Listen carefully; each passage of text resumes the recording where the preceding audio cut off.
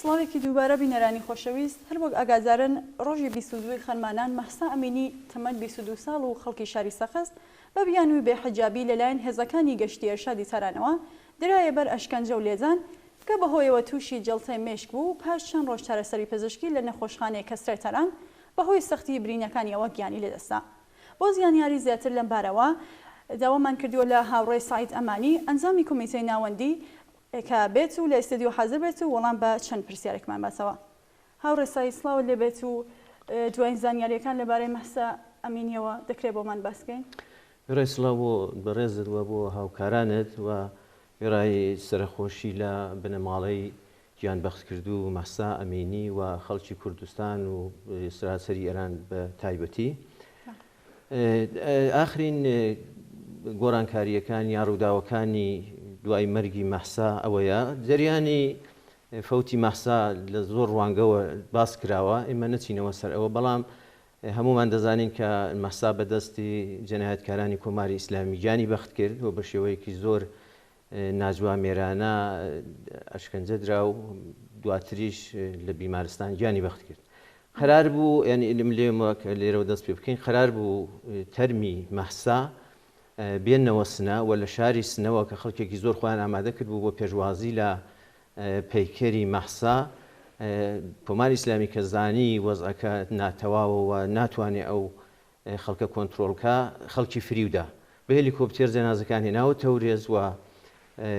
بەرەبەیانی ئەمڕۆ سەعاتی 7 بە ئامبولانس هێنانەوە بۆ شاری سەقست. ئەوە بوو لە جریانی هێنانەوەی بۆ شاری سەقست بیستیان بە شێوەیەکی شاراوە یا بە شێوەیەکی بە حزوری بنەماڵەکەی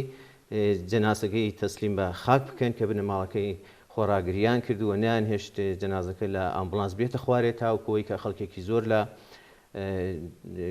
کۆبوونەوە بۆ دەربڕینی هاودەردی و ئەسپەردەکردنی پەیکەری مەحسا ملحەق بوون بە بنەماڵەکەیەوە. مەحسایان بردە گۆڕستانێکی نزیک سەقست ئایسی و لەوێ خەڵکێکی زۆر ینی بە هەزاران کەس لە گۆڕستانە کۆبوونەوە و مەحسایان ئەسپەردە کرد. لە جریانی ئەسپەردەکردنی تەرمی مەحسادا ڕووداوی زۆر تایبەتی ڕوویاندا. ئەو بوو مەراسمەکە مەراسمێکی زۆر گەورە بوو، ینی بەنیسبەتی ئەو ڕووداوانەی کە لەم ساڵانەی دواییدا لە کوردستاندا بەرەسەری فەوتی کەسێکەوە یا کوژرانی یا ترۆرکردنی لەلایەن کۆماری ئیسلامیەوە ڕوویداوە گەورەترین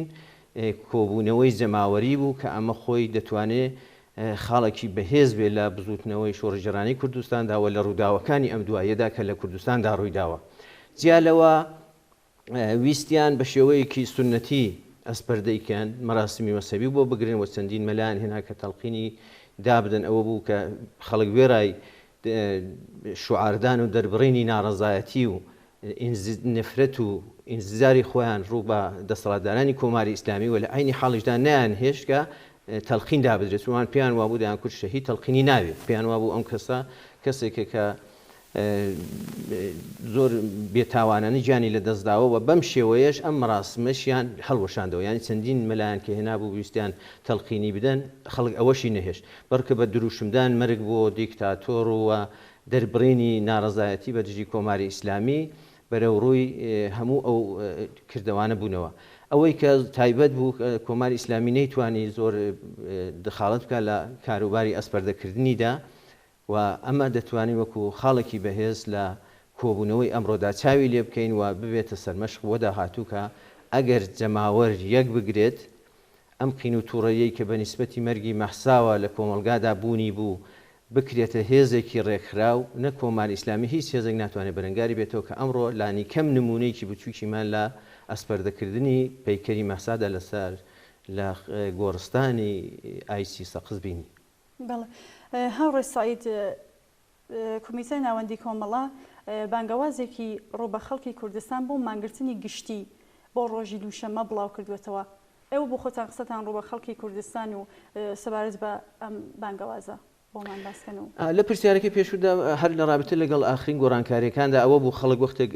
مەحسایان ئەسپەردەکرد ئەوەش پێویستە ئاماژەی پێ بکەم بەرەو شارگەڕانەوە و وەختێکی بەرەو شارگەڕانەوە بە شێوەیەکی خۆپیشاندانی گەورە بەرەو بینایی فەرمانداری چوون و لەوێشدا بڕێک زیان و زەرریان بە بیناکە گەیان بەر ئەسەری ئەوەی کە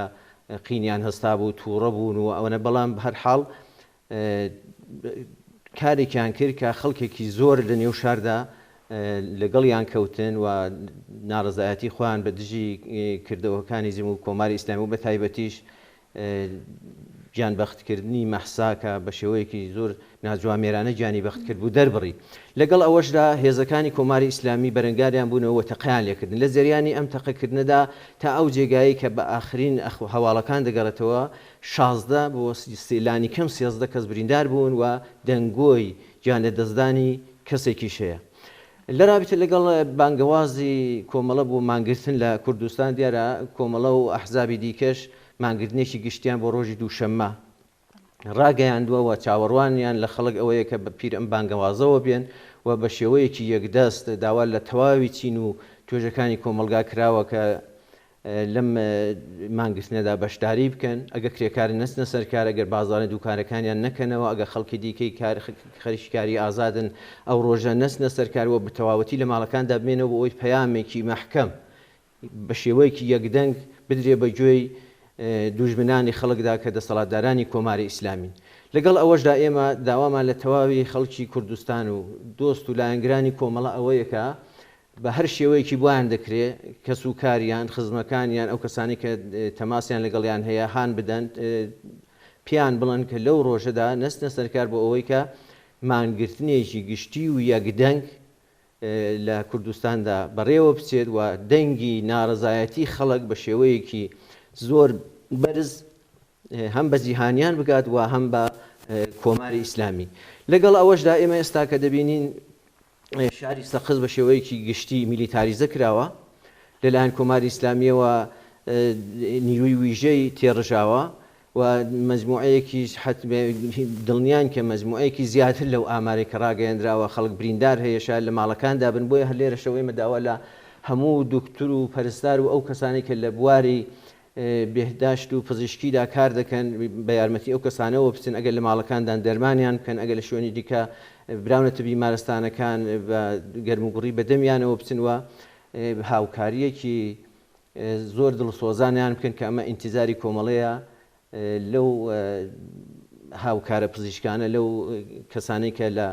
بواری پزیشکیدا کار دەکەن. وێرا ئەوەی کە جارێکی دیکە ئێمە داوا دەکەین لە خەڵک بە پیر ئەم بانگەوازەوە بێن و لە مانگرتنێکی گشتی سەرتاسەری و یەکدەنگدا بەشداری بکەن. داواشمان لە خەڵک هەیە کە یەکگرتوانە پشتی یەک بگرن و بەدەم هەر گیر و گرفت و هەر یارمەتیەکەوە بچن کە لە تەرەف هەر کەسێکەوە کە پێویستی پێویست لەو ڕۆژانەدا احتمالاً ناخۆشی دیکە بێتە پێشێ خەڵکی دیکە بریندار بێ و ڕووداوی دیکە ڕوودا بۆیە ئەو ئینتیزارە هەیە کە خەڵک یەکگرتوانە و یەکدەنگ پشتی یەک بگرن. زۆر سپاس بۆ بەشداریتان هاوڕێستان. سپاس بۆ ئێوەش سپاس بۆ بینەرانی تەلەڤیزیۆنی کۆڕەشتان. بەڵێ بینەرانی خۆشەویست گەیشتنە کۆسای ئەم وتوێژەشمان لەگەڵمان بمێنەوە بۆ زانینی دوایین زانیاری سەبارەت بە مەرگی مەحسا ئەمینی.